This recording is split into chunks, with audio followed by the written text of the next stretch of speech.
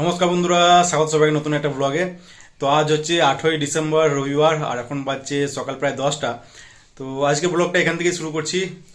আর আজকে ঘুম ভেঙেছিল, খুব সকাল সকালই ঘুম ভেঙেছিল, 5:30টার মধ্যে ঘুম ভেঙেছিল। আর মেশিনে যে দিনের ডিউটি ছিল সেও প্রায় 5:45টার মধ্যে চলে এসেছিল। তো মোটামুটি ওই 6টার মধ্যে বিছানাপত্র গুটিয়ে রেস্ট রুমে চলে এসেছিলাম, আর ফ্রেশ ট্রেশ হয়ে ওই 6:30টার মধ্যে বেরিয়ে গেছিলাম। আর বাড়িও ঢুকে গেছিল বেশ সকাল সকাল, আজকে 7:30টার মধ্যেই বাড়ি ঢুকেছিলাম।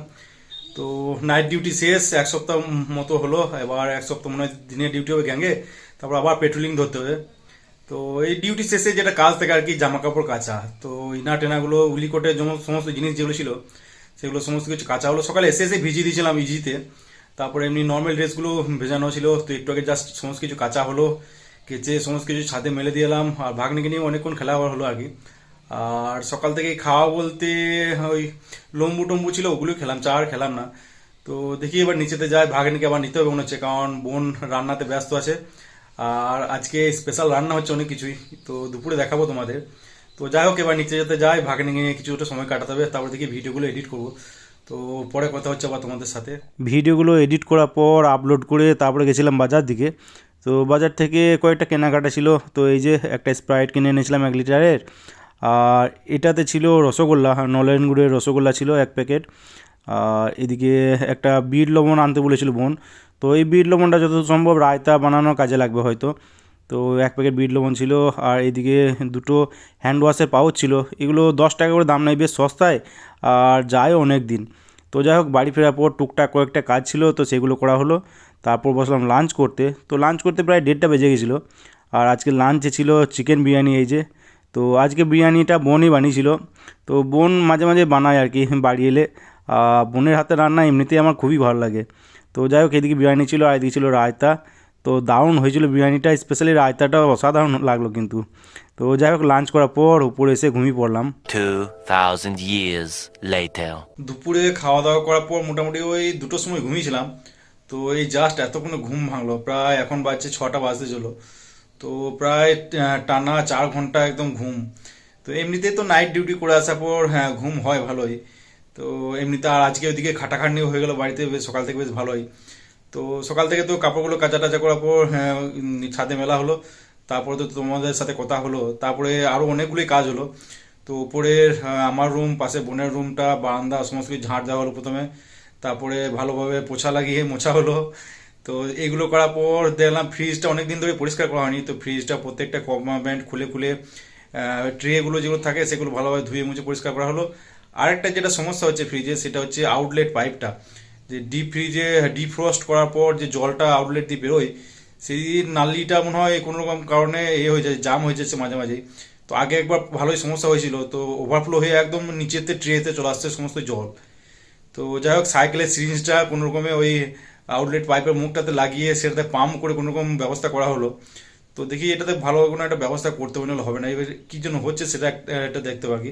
তো ফ্রিজ পরিষ্কার করতে করতে আর আউটলেট পাইপটা পরিষ্কার করতে করতে অনেকটা সময় চলে গেল।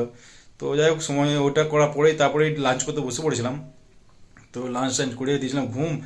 এই সন্ধ্যার সময় উঠলাম, উঠে ভাবলাম যে দাড়িটা ট্রিম করব। তো দাড়ি ট্রিম করতে করতে ট্রিমারের চার্জ গেল শেষ হয়ে। তো কি আর করা যাবে, দেখি বাকিটা একটু পরেই করতে হচ্ছে, চার্জে বসালাম। আর কালকে আছে এক্সাম আছে, আরপিএফ এসআই এর এক্সাম আছে। আর এক্সাম সেন্টার পড়েছে টিসিএস গীতবিধান কলকাতা পড়েছে। তো দেখি অ্যাডমিটটাও ডাউনলোড করা হয়নি, তো বাজার যাবো, একটু বাজার থেকে ঘুরে আসি, অ্যাডমিটটা ডাউনলোড করে আসি। ততক্ষণে চার্জটা হোক ট্রিমারে, তো ফিরে এসে দাড়িটা ট্রিম করবো, তারপর স্নান টান করে ফ্রেশ ট্রেশ হয়ে আবার কথা হবে তোমাদের সাথে। সন্ধ্যায় বাবা ভেজিটেবল চপ এনেছিল। তো সন্ধ্যাবেলায় সেরকম কিছু খেলাম না, সেটাই একটা খেলাম। আর এদিকে ভাগ্নে ঘুমাচ্ছিল আর বোন গেছিলো বাজার। তো কিছুক্ষণের মধ্যেই ভাগ্নে ঘুম ভেঙে গেছিলো আর শুরু করেছিল কান্না। তো যাই হোক, ওকেই কোলে নিয়ে বেরোলাম বাইরের দিকে। আর এদিকে পাড়ার ক্লাবের সামনেই চলছিল ব্যাডমিন্টন খেলা। তো সেখানে ওকে দেখানোর জন্য নিয়ে গেলাম।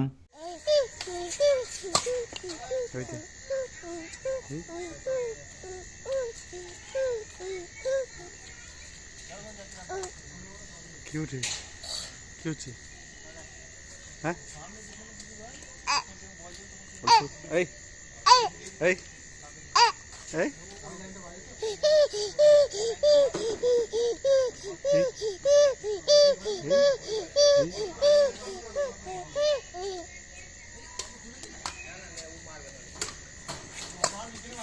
A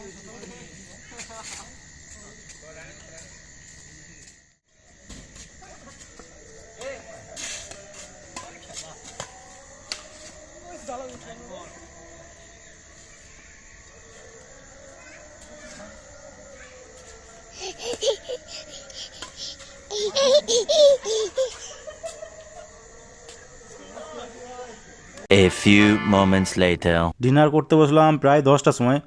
আর আজকে ডিনারে ছিল চিকেন বিরিয়ানি, দুপুরে বনি বানিয়েছিল যেটা সেটাই।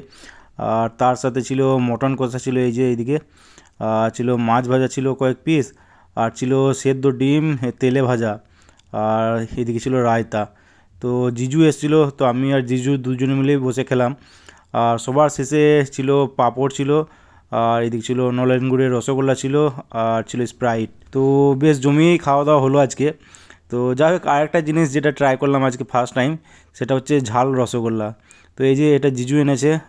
আর ঝাল বলতে ঝাল একদমই নেই, কিন্তু ওই ঝালের ফ্লেভার আছে আর কি ওই ঝাল ঝাল একটা গন্ধ ধরনের ভাব আছে। তো যাই হোক, ফার্স্ট টাইম ট্রাই করলাম। ডিনার তো কমপ্লিট, আর খাওয়া দাওয়া বেশ ভালোই হলো। তো দুপুরেও বেশ ভালোই খাওয়া দাওয়া হয়েছিল, আর রাত্রেও বেশ ভালোই খাওয়া দাওয়া হলো। এমনিতেই হ্যাঁ, বিরিয়ানি আমার খুব ফেভারিট। বোন বানিয়েছিল, বেশ ভালোই হয়েছিল। তো যাই হোক, দেখি এবার শুয়ে পড়বো। আর আবার সেই নিজের বিছানা। তো প্রায় এক সপ্তাহ নাইট ডিউটি করার পর আবার সেই নিজের বিছানাতে ঘুম। তো নাইট ডিউটি করলে এটাই হয় আর কি, নিজের রুম নিজের বেডকে খুব মিস করা হয় আর কি। তো দেখি এবার শুয়ে পড়বো, কারণ কালকে সকাল সকাল উঠতে হবে, 6টার সময় উঠবো, দেখি উঠে বেরোবো। তো যাই হোক, আজকে ভিডিওটা এখানে এন্ড করছি। ভিডিও ভালো লেগে থাকলে লাইক অবশ্যই করে দিও। আর ইউটিউব থেকে দেখলে সাবস্ক্রাইব করে নিও, ফেসবুক থেকে দেখলে পেজটাকে ফলো করে নিও। তো আজকের মতো টাটা, বাই বাই, দেখা হচ্ছে আবার কালকে।